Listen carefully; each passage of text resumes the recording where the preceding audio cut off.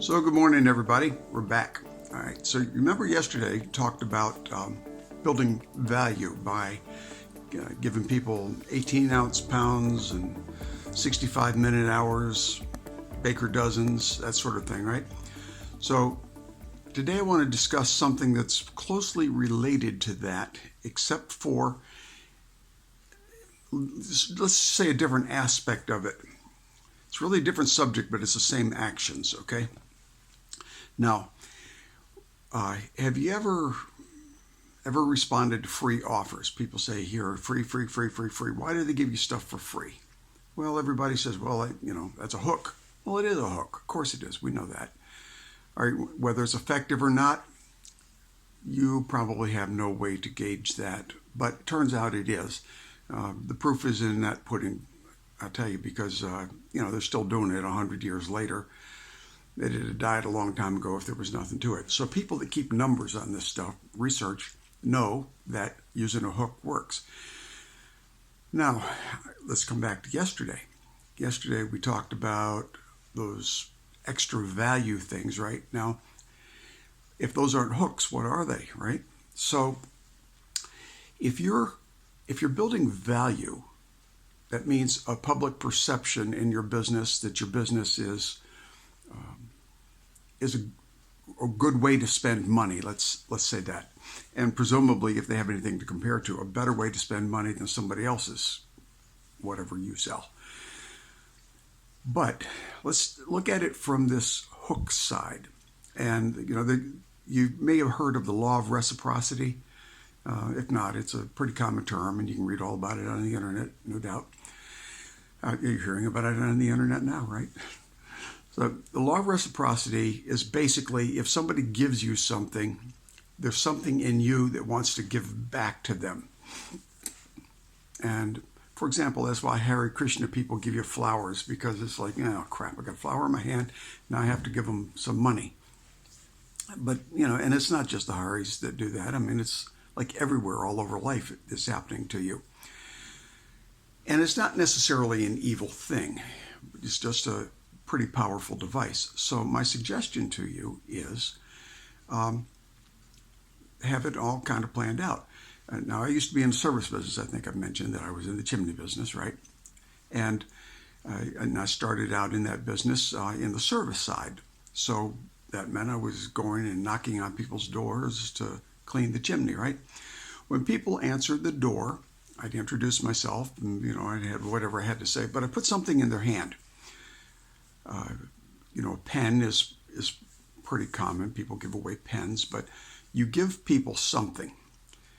I believe studies show that even if you give them a business card, it's better than nothing, though my gut feeling is a business card is the next best thing to nothing. But give them something of value.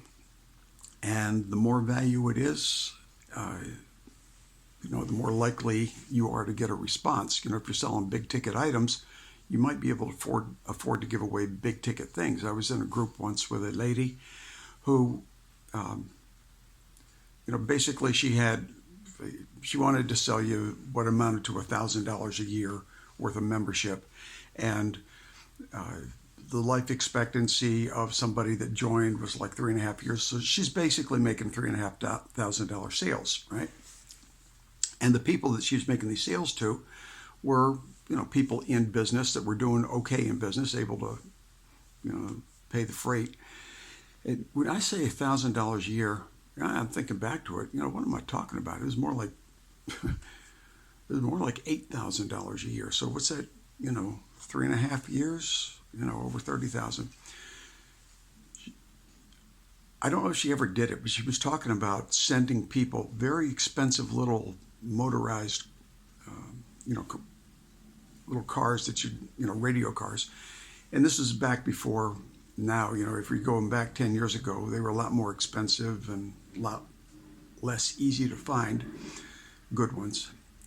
But that would clinch a sale. See, somebody would get a really, really cool gift, say $300 gift out of the blue. They'd be real inclined to hear what she had to say. Now, it works on both sides. You give it to the people when you start. And you can leave something in their hand when you leave, too. When I was in the chimney service side of the business, one of the things I did was, after I cleaned up all the mess, right, I was a chimney sweep, and make the place look really nice, and then I'd leave a long stem rose, plastic rose, on the hearth. It was just a sort of a touch of class thing, right? But it's one more gift that you've given the customer, and the customer has an internal desire to give back. So people are more inclined to spend more, to call you back, to say yes, all the above. So just take advantage of that. One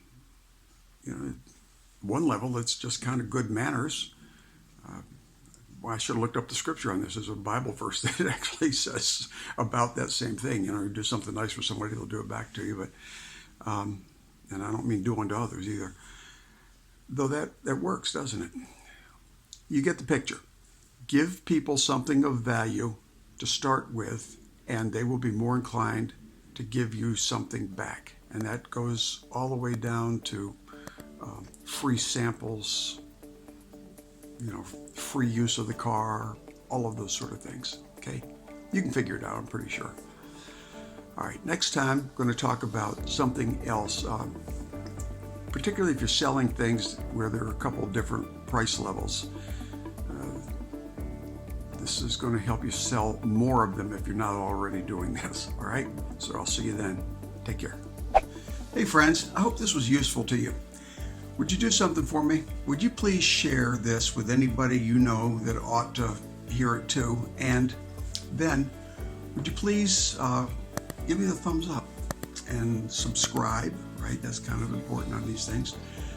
Feel free to leave comments. All right? Thanks a lot. And get out there and do some winning.